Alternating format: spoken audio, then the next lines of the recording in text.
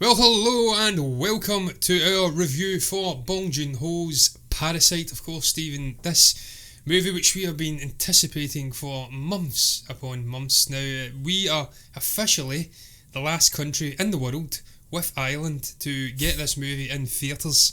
So finally it arrived last Friday there, February 7th. We have popped along and seen it. Hugely successful, of course, picking up 4 Oscars. Bong Joon-ho has won 4 individual Oscars. Obviously he was part of a writing team, but he picks up an Oscar. The first guy to win 4 on the one night since 1953, when Walt Disney managed it, I think, with Snow White and the Seven Dwarfs. So that already filled me with anticipation. I didn't really need that Oscar success to get me in the theatres, though. We reacted to a trailer about 4 or 5 months ago, thanks to someone recommending it to us, and I was hooked right from then. John, I've been looking at still shots. I'm absolutely mesmerised. I've went to see this movie, and wow. There was something I got wrong when we did that trailer reaction. I said I doubt we will get a general release of this film. This is the film that won the Best Picture at the Academy Awards this year, and I say that.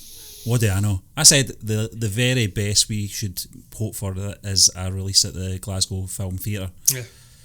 I don't know what I'm talking about, John. Stephen, it didn't open very wide at the cinemas here initially prior to the Oscars. Since that cataclysmic win, though, it has opened up wider, so we are getting more showings for this great movie, and I think that's only a positive thing.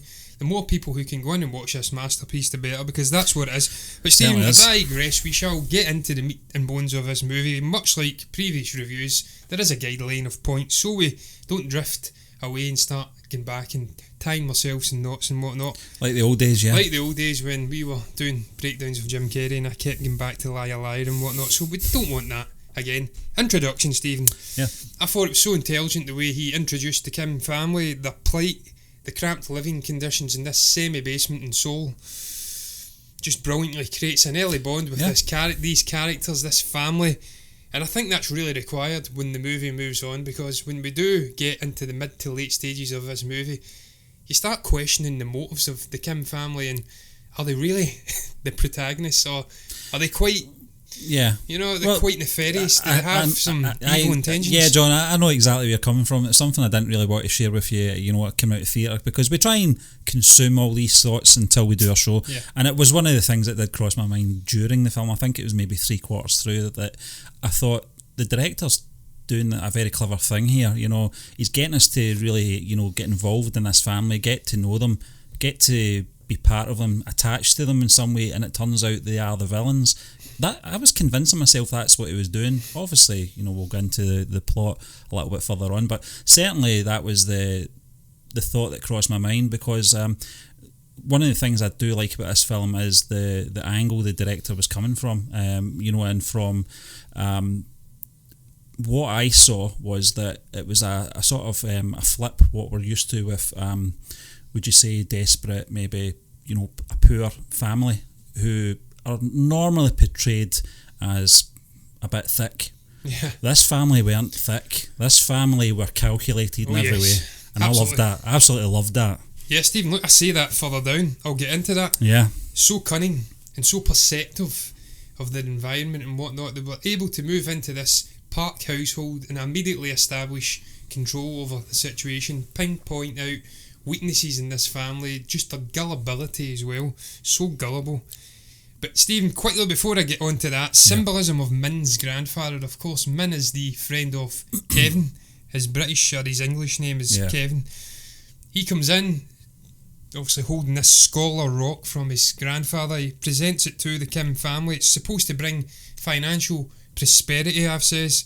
Ultimately, though, it proves to be an absolute curse on their existence, because the moment this comes in, it catapults him into the Park household, and that just opens up an avalanche of dread and misery for this family. It starts off well, things go horribly wrong. I knew right from the get-go, when this rock came in, that Bong Joon-ho was introducing this sort of, what do they call it, MacGuffin?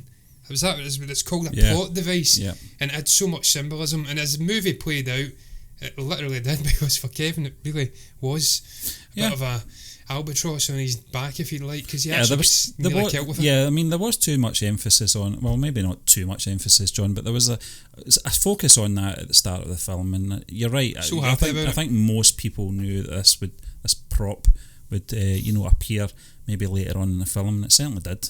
Yeah. Look, Stephen, we'll move on though, because we'll speak about this Scholar Rock later on. It has a big part to play. But the introduction of Kevin into the Park household says an early insight into the family's cunning, their perceptive ways. As I did say, he's brought in to tutor the young daughter, but he's quickly recommending, after a successful first lesson, a tutor for the song, who's obviously his sister. He says, I think it's a family friend of his cousin from Illinois. Illinois, yeah. Yes, and also she comes in, and this is just the beginning of this family supplanting themselves into the Park household.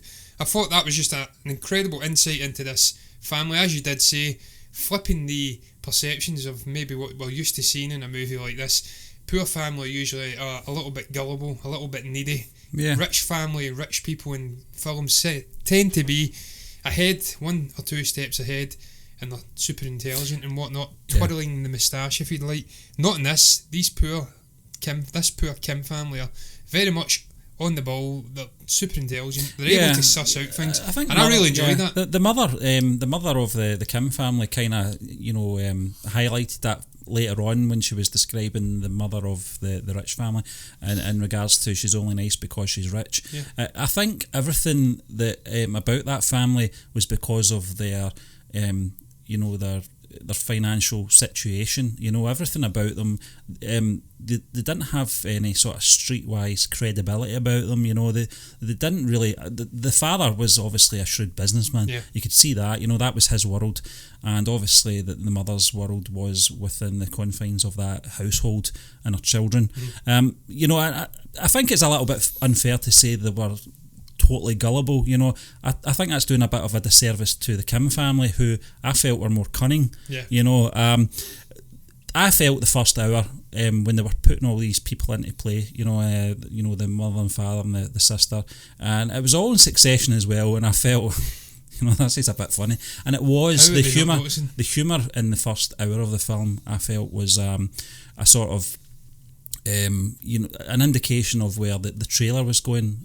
When we watched that trailer, John, the first half of that trailer was quite dark humour. It was quite funny. Chimpanzee, and then all of a sudden, it took a dark turn. And I think the second half, I know I'm jumping ahead here, but just in regards to the family's position in this, it was very light, and very. You'd say it's almost like a heist film at the start. Everything that they were doing, from reading scripts about what they were going to say and how they were going to say it, I thought was very, very clever.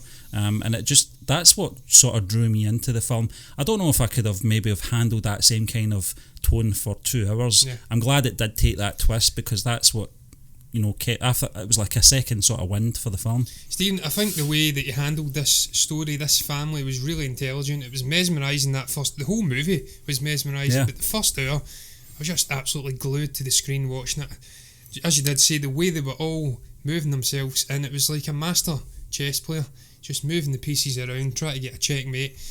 That sequence with Mr. Kim in the car when he's test driving the car for Mr. Park, and he's obviously holding the coffee cup, testing his driving skills. They're having a conversation. He's trying to suss the man out and obviously suss out his skill set with the car and whatnot. I just found that totally engrossing. One of my favourite sequences in the whole movie.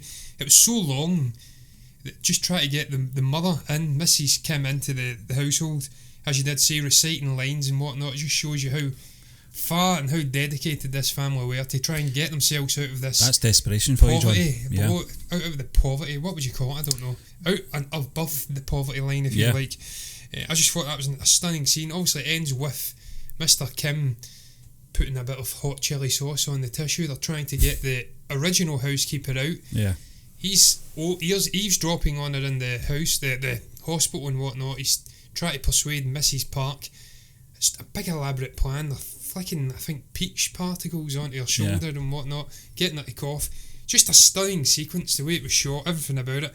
Just the cinematography in this as well, Stephen. I just thought this movie was sublime in its shooting. Just so many amazing wide shots, so many amazing sequences where it would cut away and you'd see Mr. Park walking upstairs, and that shot with them outside in the garden, the skies, and it was just absolutely immense from a technical aspect, from a story aspect. And yeah, as you did say, not trying to get ahead of ourselves here, moving on to the second half of the movie. We're still in its infancy in our discussion here, but they start off quite cunning and calculating the way they're bringing themselves into the household, but it turns in the second half and it becomes a real nightmare, almost horror-like situation. There's a kind of a half-time sequence, John, in this film where the family are away. I think they were it was camping, wasn't it? Yeah. The Kim family are making themselves at home, more ways than one. This kind of was the sort of it was the pace of the film was slowing down at this point, and I just felt, we've still got another hour of this film to go, and I don't know how much more they can stretch this sort of deception out for. And I was kind of, I don't want to say I was getting concerned, because as I said, the trailer kind of suggested that it was going to take a turn for the worse anyway. It did, obviously I think it was the intercom, the former housekeeper. I'm trying to find what her name is. I can't find it. I'll try and find it. Yeah, and just that conversation that she had, that she'd left something down in the, I think it was the I don't know what you call it. It was the basement. The basement, a larder, wasn't it? Yeah. Concerned me, and I was just thinking, she had a little maniacal laugh as well. Yeah, there was something unhinged about her, and I felt that she's going to take revenge on, who's took her job. Just she had that kind of mentality about her. That was kind of where it was going with for me. And I felt, that this is where the film starts to take a darker turn. Yeah. And when we get down and we discover this secret bunker, and obviously there is a tragedy there, obviously with her husband, and how long he's been down there. That's the reveal, that she's obviously been looking after her husband down there in that bunker, feeding him. And obviously I can understand her anxiety coming back to the house. She realises, well, she didn't realise, she knew, but she was escorted out the door very promptly when she lost her job, and obviously the consequence of that was that her husband wasn't getting fed and wasn't getting looked after, and I think it was a couple of days had gone by, and this was the reveal, that obviously there's their own sort of dirty secrets, if you like, and such a mucky place, Korea. If this is really going on, I feel like this is a fantasy setting where everything's maybe blown up, but Jesus Christ, what a society. But the poor are so destitute, they're having to resort to this sort of shenanigans and whatnot. I feel like this is more, it's obviously satirical in parts with dark comedy. Yeah. Just great elaborate metaphorical and symbolic stuff going on in this story. So I don't feel like this is a representation of what's actually happening. I don't think there's people living in basements of rich people's houses for 4 years. I hope not, because that's god awful, my lord. But you're right, Stephen, it again shows you the calculating side of this woman as well. She's been housing her husband in this secret basement. I think she was working under the previous owners of the house as well, some artist, and I think she was communicating with the young boy, the song, just trying to find a window to get into the house and help him. Just that sequence, you're right, Stephen, about just the tragedy of this guy. I think his name was, I'm trying to get the guy's name, Gwen C. Yeah. I think that's what his name was, who was stuck down in the basement. Yeah. Again, you talk about symbolism, just representing how the impoverished and this social disparity that just seems to permeate the whole movie. If you like, I says it was an absolute tragedy. I could not really believe that the guy was living under there for 4 years. Yeah. But there was some dark humour in that sequence as well, when he obviously later on starts bumping his head off of those buttons. Again, symbolic when they come back. I'm jumping ahead. Yeah. Well, Mr. Park walking upstairs, just trampling on top of this little impoverished guy who's hero worshipping him and shouting about respect and whatnot. He doesn't even know he's there. Again, symbolism heavy. But Stephen, that whole sequence that comes out of that, you're right, it's like half time in the movie. Yeah. Real shift in tone. Everything's happy. They're drinking whiskey. They're feeling high spirits. They're obviously seeing a sign of maybe getting out of poverty. One thing we knew was we knew the family were coming home early. We knew that. I mean, you saw that coming a mile away. It was just so how comfortable they were. There was about it. There was like nutshells all over the carpet, and drinks all over the place. And I was like, they're going to get caught out here. thankfully they didn't at this point, but that whole sequence, in the secret bunker as well, where the original housekeeper and her husband are, saying that, the new housekeeper is a good woman, and she'll help us, she calls her sister, you're not my sister, and she's ready to phone the police, and that's when the rest of them all fall down the stairs, and the whole scenario, everything sort of unfolds, unfurls, and this is it was a little bit of comedy in there again, I felt anyway. I was laughing at those scenes, Mrs. Kim's trying to kill her sister, and one of the things I did laugh about as well was obviously the the original housekeeper's husband having the phone and comparing it to the sort of North Korea, Kim Jong-un, the button for the nuclear heads, that was a great sequence, and he's got all this power, and it's the way they were posing as well. They knew that they'd been rumbled, and they were at their mercy at this point, and it was just at this point I was like, how's this going to play out now? Because it still had the humour in there at this point as well, and obviously the next 5-10 minutes, John, after that was very toe curling. When the family came back, obviously the mother's got to rustle up ramen, doing something, I think. I think it's the sirloin steak so good meal, in 7 minutes or something like that, which is a kind of indication to let them know they've got 7 minutes to clean up their act. They've got to clean the place up. They've got to get rid of those two back down to the basement as well, and how that happened as well, how one of them ended up going down the stairs. I was laughing at that. I shouldn't have. It was the noise though, John. It was the noise. Kicked her. Yeah, and it's the way she just cracked her head. It was horrific. It was really cringeworthy, but this is when we're getting into the sort of darker side of the film now. So there was still humour throughout the film. Even some of the dark moments were very dark humour in there. But this is where the suspense kicked in as well for me. And when the family did come home, the little fella, he wants to camp outside, and the couple decide they want to spend the night in the living room, and they're under that table in the living room. It probably went on for about 10 minutes, but it felt like 45 minutes to me. It was horrendous, and I don't know how they managed to keep so quiet, especially when they're talking about one certain person's smell, Mr. Kim, Stephen, I felt so bad for Mr. Kim in that scene when Mr. Park I think he's comparing them to an old rag being boiled. It smells like Subway users. They have a distinctive smell, and again that just shows you almost the snobbishness of this richer family, that they can pick out scents. Well, that's another thing, earlier John. on though, the song says that they all smell the same. That's the level of detail that goes into this film and its writing, John, because that's something that would never cross my mind. Obviously the kid has picked up the driver, the housekeeper, the tutor, they all smell the same because they're all obviously living in the same house, away from all this, and using the same sort of products and stuff. And I just thought that was genius. Stephen, that whole sequence though, you're right, toe curling. I mean, from Kevin running around in the daughter's bedroom, he's lying under a bed, the dogs try to get at him, she nearly looks under but she gets distracted. It's just a whole array of sequences of just, oh God, you're peeling through your fingers. It was just horrendous. I says that I nearly ate my hand on my notes here. Was there not a bit as well that the mother had to sort of signal to the Kevin to turn his volume of his phone down because the vibration. The daughter Jessica that was Kim's daughter. I can't recall. She was wanting to text Kevin. She was texting. And the mother obviously gave him a signal to make sure his volume on his phone was down, which I thought was clever. You know, Stephen, it was horrendous. It says in my notes below this guideline, this is more toe curling, more excruciating to watch than anything Ricky Gervais could conjure up, and we've seen that man can do just toe curling cringe fest where he's putting these characters into situations that would make the most, how shall I put it, confident and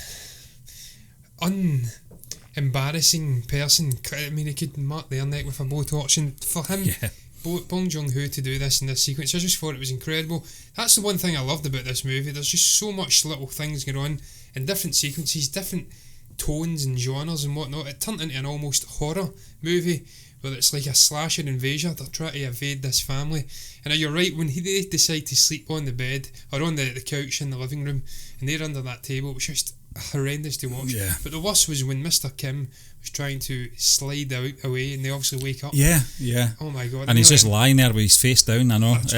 I was like, they must see him. Convinced surely that they would have seen him, but I was just eating my hand. I think the bright lights were on them at that point, though, so it would have been a lot harder for them to see what was around them than what we were seeing.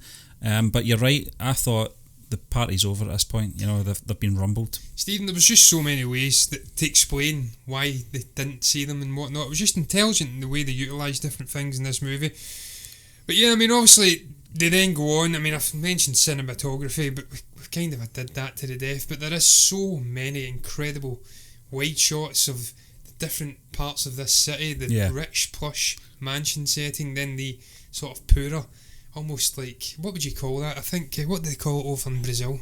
There's a name for it, the ghettos. Yeah, the ghettos, deprivation, Yeah, it's just shots of this poor area, and it was just stunningly captured. The whole feel almost visually showed you the disparity between the rich and the poor. But then obviously after that we get the flood sequence, and again highlighting the disparity between the rich and the poor. At this mansion, it's almost like nothing. It's an average rainy day. But when the Kim family finally escape and go back to their semi-basement dwelling, it's completely flooding. It's biblical. Yeah. Toilets flushing out and everything. Yeah, it was horrendous, yeah. And I think, again, it's just a visual metaphor of how the rich people are shielded from the horrors and the worst things in society. The poorer people, they bear the brunt all the time. And again, it's just littered with this. Well, we said that, movie. John. We said that, the contrast between those two situations that were simultaneously happening. Where you've got the young boy in his comfortable surroundings. He's got a tent outside during all this, and at the same time their house is flooded. Yeah, and I think one of the things I don't think I mentioned this to you, John, was the father. The first thing he was looking for when he went back to the house was, I think it was a war medal. Yeah. I think that was just to show his sort of. Was it not the wife? Was it not his wife's medal? I think she won a silver medal. Was it his wife's? Yeah, I think it was the first thing. Was that? I thought it was a war medal. Sorry. Right. Well, I mean, it just goes to show that he had his priorities and what obviously meant to him as well and what meant to her. And I mean, this was it was a horrendous sequence, to be honest with you, John. I just felt, when we were first introduced to this family, we thought they were at rock bottom, but this was the pits for me, especially the toilet scene. It was absolutely disgusting, but I kind of I'm not sure if the sequence played out exactly the way I can remember when we were watching it in the cinema, but I'm pretty sure there was a toilet flushing scene at the same time. I think the toilet was flushed in the Park household. I don't know if it was Gwen G flushed the toilet down in the basement. I don't think it was. I think it was someone flushed the toilet in the mansion, and at the same time the lid opens up and it spews. I thought and it's again visual metaphor. They're flushing the toilet and they're getting the excrement. So it's just so well shot, so well edited. Just so much going on visually in this movie. Honestly, Stephen, I think it's one of the best movies I've seen in many, many years. It's just every element is just so intelligently crafted. It's so nuanced. I actually forgot to mention the fight over the phone prior to this, though, and just the deceit, the mischievousness of the Jessica character rubbing the peaches. That was brilliant. I thought she was going into the freezer to get a frozen steak to club them over the head with, because I think the former housekeeper had hit them in the head with, I can't remember. Yeah, it was a statue or something. I was convinced as well. But poor I think Kevin, it's Guang. Kevin just absolutely took that an absolute pounding in the head throughout this film. But I thought it was like a frozen steak or something. I didn't realise it would be something more personal, and it certainly was. She knew her weak spot. She knew what her kryptonite was. Again, that was peaches. That goes back to the start of the movie where they highlight the cunning. They take everything in. They're so perceptive. She knows that she is allergic to peaches and she rubs it all over. And I just, again, dark humour. I laughed at that. I laughed at her cracking her head off the wall. And then just the situation, I can't see because her eyes were starting to close up. And she's shouting, I think it's the Kim White's name, Chung Suk. Just remember Chung Suk. She knows she's dying. And I think Gwen Ji is going to have to exact revenge on them. But Stephen, you talk about that flooding scene. I'm not going to get sidetracked. No. That then takes us into the next morning, and again, they're organising, the Park family are organising a party out in the garden. The poor Kims are now homeless. They're lying in the middle of some shelter. and they're being harassed with phone calls and text messages. Can you come to this party? Can you do this? And they just look utterly fed up. But there's a sequence prior to that where Mr. Kim and Kevin are speaking to each other. He's clutching onto the Scholar Rock, and he says, "It's clinging to me. Why are you holding on to that? It's clinging to me." Yeah. And again, it's just symbolic. He feels like this is almost taking him out of poverty, but then it's got an equal tragedy to it because it seems to be bringing bad luck to him. And he's utterly obsessed with it. He carries it everywhere, and then ultimately causes him some brain damage later on. But I really like that quietness. And there is so many moments in this movie where there is conversation and quiet moments. Yeah. The family on the couch as well, they're speaking about niceness, as you said before. And just, I think Jessica pipes up, "What about us? We are poor, we're needy, we need it more than, I think, the original housekeeper." I think she was speaking about the driver as well. Yeah. The original driver. Yeah. Mr. Kim was speaking, yeah. So there's so many quiet moments. What was your thoughts on that actual post-sequence with a line in the shelter? And then obviously, what did you make of the lead up to the party? You've got Mrs. Park holding her nose. She's now aware of the smell. Obviously, Mr. Yeah. Park made I her laughed aware at that bit, John, because she was absolutely... I felt so bad for yeah, him. she was totally oblivious the whole film, and then once it's pointed out to her, she can't get rid of, that scent. But just before that, John, I think I shouldn't laugh, because you're at their sort of rock bottom, and they're getting phone calls to appear at this party, for all the elite and their friends, and just, reverse your Mini Cooper into the drive, Nice Mini Cooper. It looked a little I didn't bit realise small, I didn't realise Mini Coopers were a sign of luxury, Steve. I've had two. Yeah. You've got one. Yeah. I didn't realise they were. Yeah, luxurious. it was nice to see, but this was the calm before the storm, wasn't it? And I think this was the point, that the family had enough, and the bit that sort of touched me as well was that you could see it in the father's face when he was dressed up as a Native American. Yeah, he wasn't having it. Hiding behind the bushes, and the father, what's his name again? Mr. Park. Mr. Park. That's all I recall. He was sort of encouraging him to take part in this play. That we're going to jump out and with the tomahawks, etc. And he just wasn't there at this point, he just had enough. But it all kicked off at this point, and Kevin, he goes down, he's gone down to the basement with his rock. This is what we're talking about, John. We knew that this was going to play a part at some point in the film, symbolic. And we knew that this was not just any ordinary prop. And when he's gone down those stairs and he drops it, it doesn't really explain what he was going down there to do. But I think there was two options. He was either going down to try and bring prosperity to these people, putting it to them, or he was trying to kill them. Yeah. And I just thought it so ironic that it was gifted to him by Min. At the start of the movie, it was supposed to signify prosperity and a new horizon for this family. And then he goes down, and it's Gwen Shi who's clutching it and hitting him in the head. Well, he breaks him free from his... the choker on him as well, doesn't he? Steve, again, it was like a horror sequence. When he's chasing after him with that rock, the way he was moving, it was like Freddy Krueger. The way he was going round corners, and the bloodied face, terrifying, absolutely terrifying. But I felt so sorry for that guy as well in that previous sequence. When he's strapped down there, he realises his wife's dying. He's trying to Morse code young Dong, what's his name again? I can't see his name in front of me. The young boy. And he's completely ignored. He's writing down the Morse code, he's spelling out help, totally ignored. So you can understand he's reached breaking point, he breaks free and unleashes utter hell. I didn't see it coming. This sequence took me by surprise. It was so violent. The eruption of violence. He's stabbing people. He's hitting Kevin on the head twice with that rock. The second one was horrendous. His finger twitches, and I'm like, he has to be dead. He has. And then the young girls got him on her shoulders. He must be really light. He can't weigh a lot. He's on the shoulders of a young lost a girl. lot of blood. So. He lost a lot of blood, so that's probably a lot of weight. But what was your thoughts on the handling of the actual violence in that sequence? Did it take you aback? Were you expecting it? Was it inevitable for you? What was your thoughts on that? Yeah, John, it was inevitable at this point. I think the husband that had been down there for 4 years. You're right. He's lost it. He's lost everything. He knows his wife's. Because he said prior, I've got in my old age I have love. Yeah, I can't recall a time when I wasn't down here. Yeah. I could have been wedded down here. You quoted that so well, John. Yeah. Better than I ever could. But you're right. At this point he'd lost it all. And he simply lost it. And this eruption of violence isn't. It's not anything I've not never seen before, No. And I wasn't shocked in any way by it. I don't think it was that graphic, to be honest with you. Apart from maybe the second blow to Kevin's head with the rock, that was pretty intense, But apart from that, it was. You mentioned in the notes here, John, about the lower classes, coming together. I thought it was so symbolic. And I think it was, to overthrow the elite overlords, as you put it. I think I couldn't have put that any better myself. And it's right, I think this is the sort of pivotal moment in the film, that there's no going back after this, No.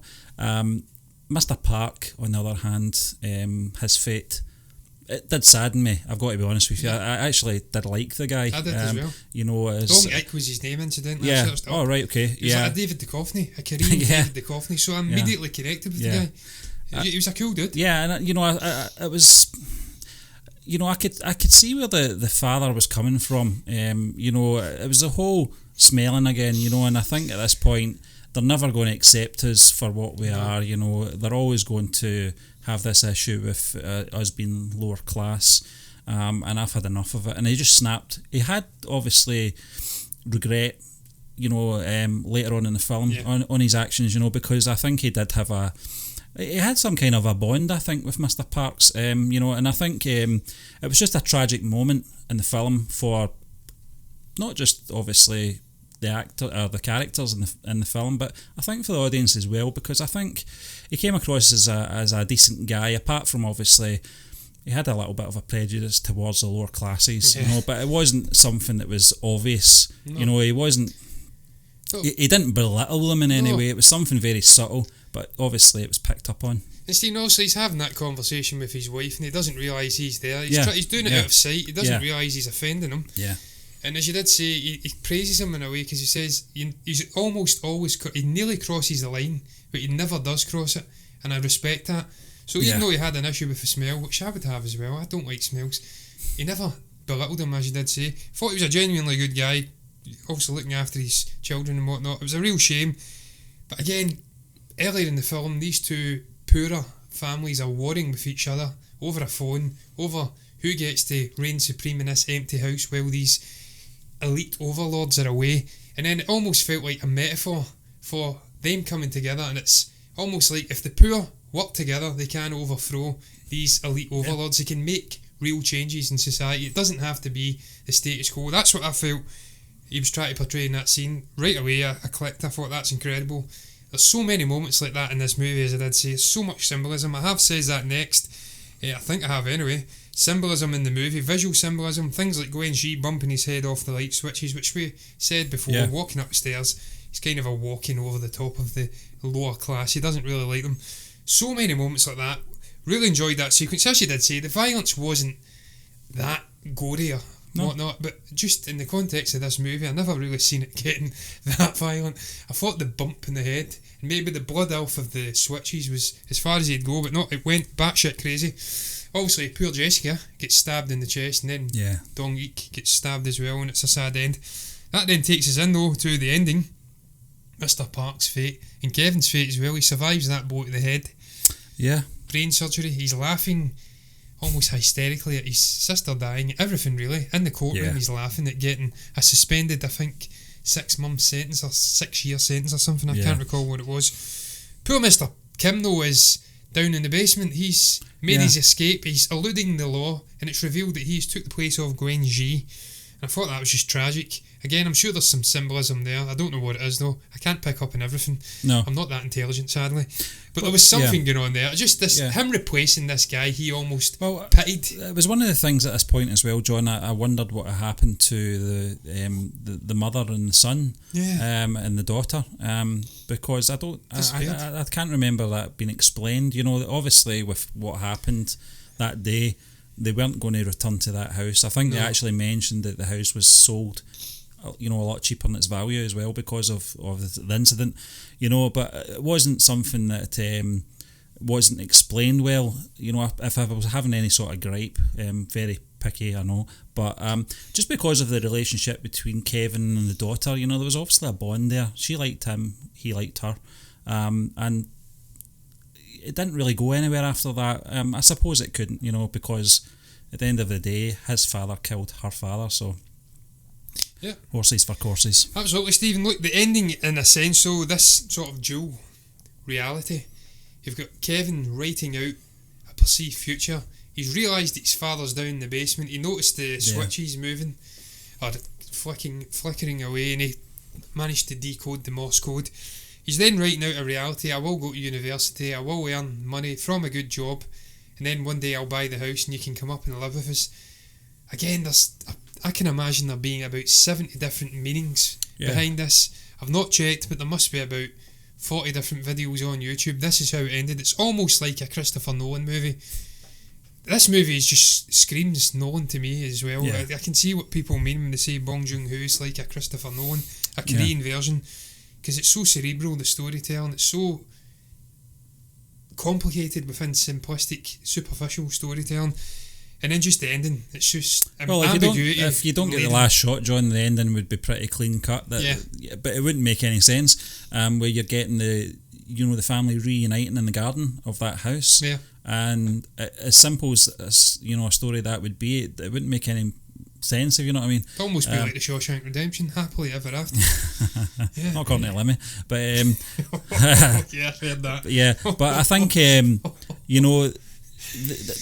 that last shot, you see Kevin in the surroundings of his original home, or his home, I should say, just reading out what could have been or what should be. That's what leaves it open-ended. But right, John, it does reek of Christopher Nolan, that style. I remember, the Dark Knight Rises as well. Yeah. The Bruce Wayne Alfred scene at the end as well. Raised a lot of questions. I don't know why, but it did. And I think this is one of these films that's got that rewatchability. You put that scene at the very end in with Kevin. That's what gives it the rewatchability, because it means I need to watch this again to understand it, because I've misconstrued the story from beginning to end. You do question it, and I think it's one of those films that's so layered as well that I'm going to go back and see this anyway, John. I know you are speaking about this. I think just for that second viewing, because there is probably a lot we've missed as well,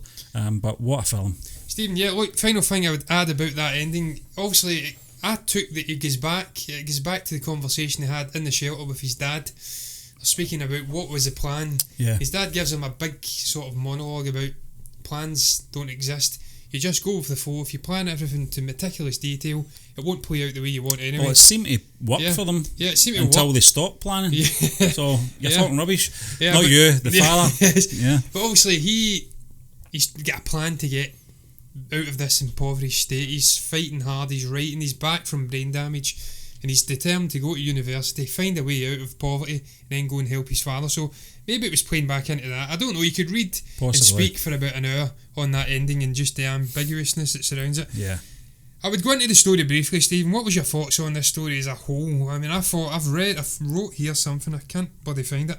Basically, I've said it's so simplistic on a sort of basic level, but there's so much going on under the surface. There's complexity within it, and I think it takes a real genius mind to make that work in a way that attracts different demographics. It's almost like a Pixar movie, on a different level, of course, where you have superficial stuff for children, but you've got underlying themes and stuff going on for adults. This movie's like that. You can go in and just enjoy this movie on a superficial level, but then if you are someone who likes to go under and think about things, there's something there for you as well. And that's just John. Really I think you've well I think you've highlighted the sort of symbolism throughout this discussion as well. So I don't want to go over old ground or anything like that, but that is certainly one of the layers that you can take from this film if you're really looking for the answers. But you're right, from a sort of perspective of a simple storyline, that it's there. The storyline's there that this poor family have deceived the rich family and got the comeuppance, you could say, at the very end. That's the sort of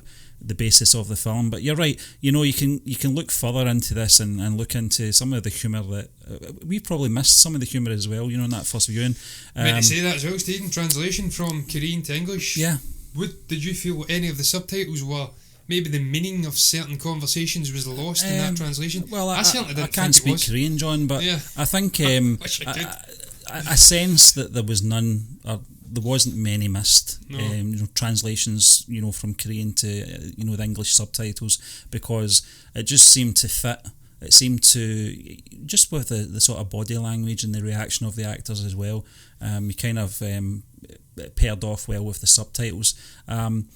I just felt that, going back to your question on, what I got out of this film as well, it was just an excellent written film, and I think just the performances as well. There wasn't anybody that stood out for me. I felt everyone played their part. I know I've said this probably a million times. No, it's true. When we're talking about films, but in this case, maybe because we're from this side of the world, we don't really know the actors as well as maybe over in the Far East.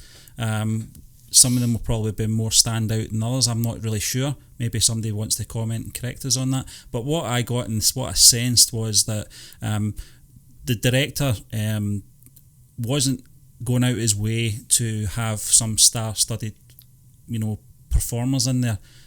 And that's how I felt, and I believed they were a family unit because I felt they all played their part. Yeah, Stephen, look, I think Bong Joon actually says he deliberately didn't pick any big names to lead it. He didn't want to overshadow the story. He wanted it to be an ensemble performance from the cast. And I think that's why they were all invited to the Oscars. I'm pretty sure they were. They were all there as one. Felt like this family unit. Yeah. They all delivered a real good performance. If I was to be really forced to pick out a star performer, it'd maybe be Mr. Kim, just as this patriarchal figure. I thought he was absolutely superb, the performance, just little nuanced things when he's obviously... I thought the sister as well. The sister was very good as well, they were all good. They were all good, but yeah, I mean, I'd struggle to pick out a lead performer. I think they were all pretty damn special. Like, I don't think we spoke about the score, but the score was really good too. It was understated, really quiet in places, added some eerie malevolence to certain scenes. We got that in the trailer, John, didn't we? A lot of strings in there. Yeah. Which always works well in a trailer. It certainly worked here as well. Absolutely, Stephen. Overall thoughts on the movie though, do you think it deserves its Oscar success? I absolutely feel this is the best movie at this year's Oscars ceremony. We kind of the nominated. we were very reserved in our Monday show covering the Academy Awards, John, because we did put our hands up and say we've not seen the film yet. It only came out here last week. So that was our first opportunity, and even waking up on Monday morning and finding out Monday morning, that's British Standard Time, I would say I was surprised that it won Best Picture. If I'm being honest, I wouldn't go as far as saying I was shocked. From what I've heard of this film prior to seeing it, it was certainly going to be in amongst the mix anyway. After seeing the film, yes, totally. This has been the film of the year for me, and that's I should say of 2019. When the film came out, because obviously other countries seen this about 3 months ago, but 6 months ago. Yeah, so it's you're talking for 2019, it was such a strong year for great film. When you look at, and I'm not talking about the Marvel and Star Wars stuff and all that. I'm talking about the likes of The Lighthouse, films like that. It's old cinema, it's going back to the old ways of writing original stuff. This is certainly original, and I think it deserves all the success it's had. Absolutely, Stephen. I can't disagree. I think he deserved Best Director. It was the best directing performance. Just hearing from the man as well, how he likes to operate.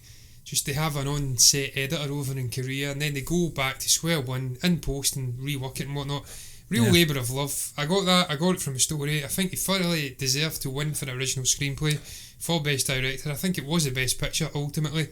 Really enjoyed it. I enjoyed everything about it. The balancing of humour with more serious stuff, the genre, kind of a flipping in different scenes and whatnot. Symbolism, cerebralness in the story, if that's even a word. Just everything, the ambiguity at the ending. I like films that make you think, and I was thinking long and hard after watching it. Really, really enjoyed it. I haven't got much more to add unless you have. No, I've not, no. We don't rate the movie, sadly, but it's just magnificent, really. I would reword that, John. We don't rate the movie. No, we don't rate any movie. We don't grade it. We don't grade the movie A to B, 1 to 10, whatever. Yeah. But it is magnificent, and if you haven't seen the movie, then you really have to go and watch it, because it really is tremendous. Yeah. One of the best movies I've seen in a long time, so hats off to Bong Joon and everyone else involved in the movie. But look, guys, that's going to round up our review of Parasite. Have you seen the movie? Did you see it about 10 months ago? What is your thoughts on it?